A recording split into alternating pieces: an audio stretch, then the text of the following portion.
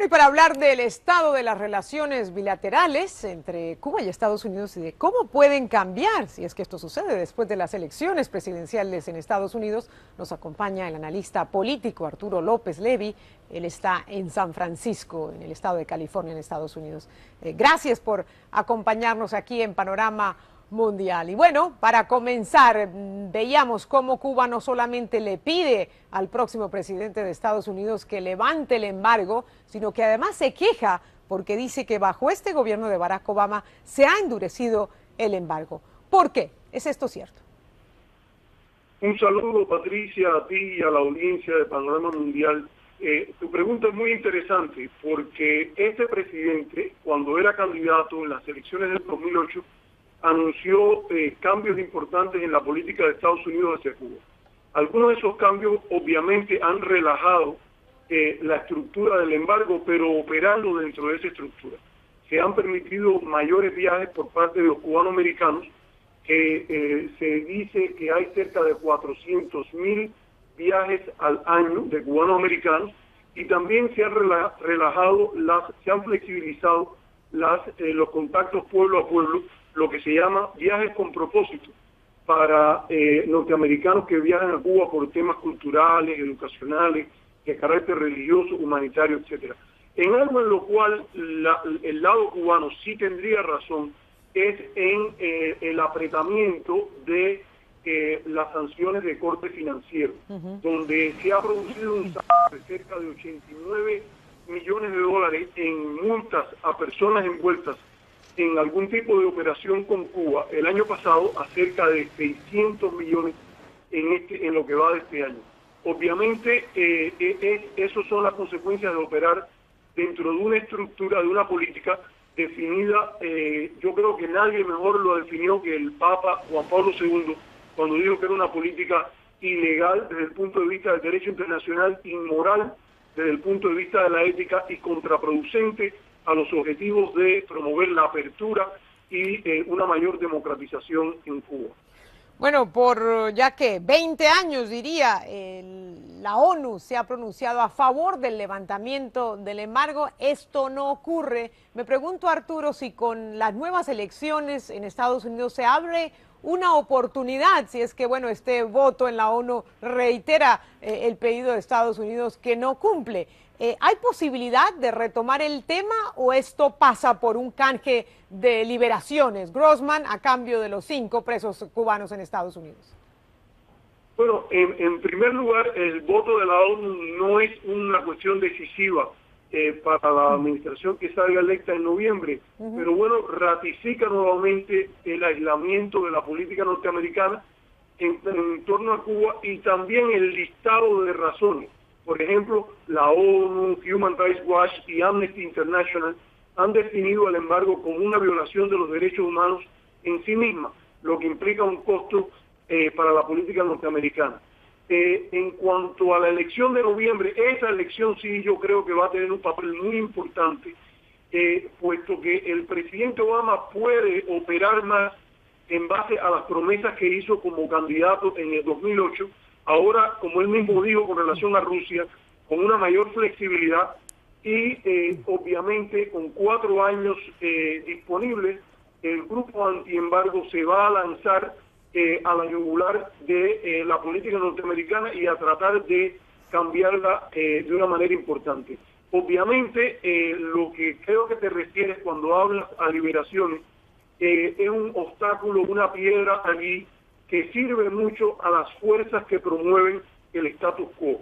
Estamos hablando del caso de la detención del subcontratista de la USAID, Alan Gross, norteamericano, detenido en Cuba desde diciembre del 2009, y el caso de, el gobierno cubano plantea el caso de los 5 cubanos detenidos en Florida en 1998 por actividades de espionaje, fundamentalmente dentro de grupos anticastristas en el sur de la Florida.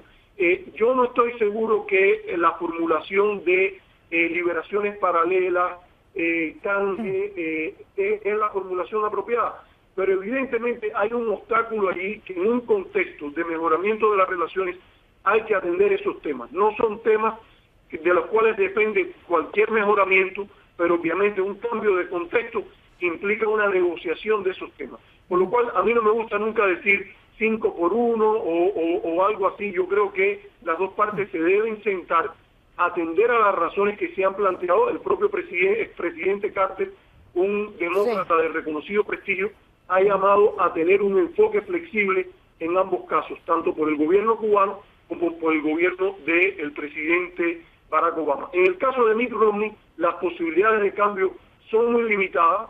Se menciona que el vicepresidente Paul Ryan tuvo posiciones antiembargo, pero eso es cosa del pasado. Estados Unidos tiene un solo presidente y el presidente sería Romney, que tiene una posición bien clara a favor de mantener el embargo e incluso de recrudecerlo con un retorno a las medidas del periodo del presidente George W. Bush. Arturo, escuchábamos al canciller cubano Bruno Rodríguez diciendo que, bueno, con estas elecciones el próximo presidente tiene una oportunidad histórica de ponerle fin a una política, bueno, que según ellos les ha costado cientos de miles de millones de dólares en salud, en educación, en comercio, en intercambio. ¿Cómo se beneficiaría Estados Unidos si se levanta el embargo? Inclusive el propio canciller hablaba de que, bueno, Estados Unidos puede aprovechar un mercado de 11 millones de habitantes, que se puede beneficiar también con estas inversiones, creando empleo. ¿Es esto viable? ¿Es esta consideración fuerte suficientemente para darle vía libre siquiera a un diálogo en torno al tema? ¿O el lobby anticastrista sigue siendo tan fuerte que impide que esta negociación se dé? Patricia, tu pregunta es excelente y para ello me parece importante puntualizar que el estado actual de la economía cubana no se debe fundamentalmente al embargo, sino a una estructura de economía de comando que ha fracasado y que ha empezado a reformarse.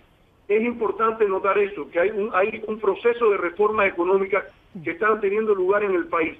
Ahora, nota la diferencia entre China y Vietnam y lo que pasa con Cuba. Inmediatamente que esas reformas empezaron a tener efecto en los países del este de Asia, se abrieron los apetitos de la comunidad empresarial norteamericana y ese cálculo que ha presentado el canciller Bruno Rodríguez comenzaría a actuar como un reloj.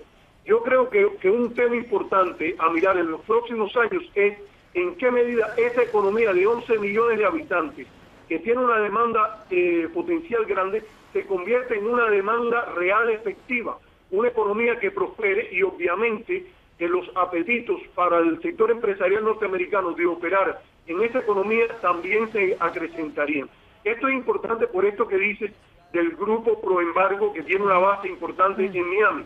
Ese grupo no es tan poderoso como que nunca ha tenido un poder alternativo en contra. Cuando entró en contradicción, por ejemplo, con los sectores agricultores, a finales de los 2000 se pasó la ley de reforma de las sanciones de diciembre del 2000, promovida entre otros por importantes senadores republicanos como Warner, en el entonces de Virginia, y John Ashcroft de Missouri, que cambiaron la ecuación y derrotaron a los sectores pro embargo en esa dinámica. Así que es importante mirar a lo que pasa con la reforma en Cuba, porque todo ese cálculo que tú has escrito y que el canciller tiene razón en que existe, se potenciaría mucho más si una reforma económica cubana toma momento.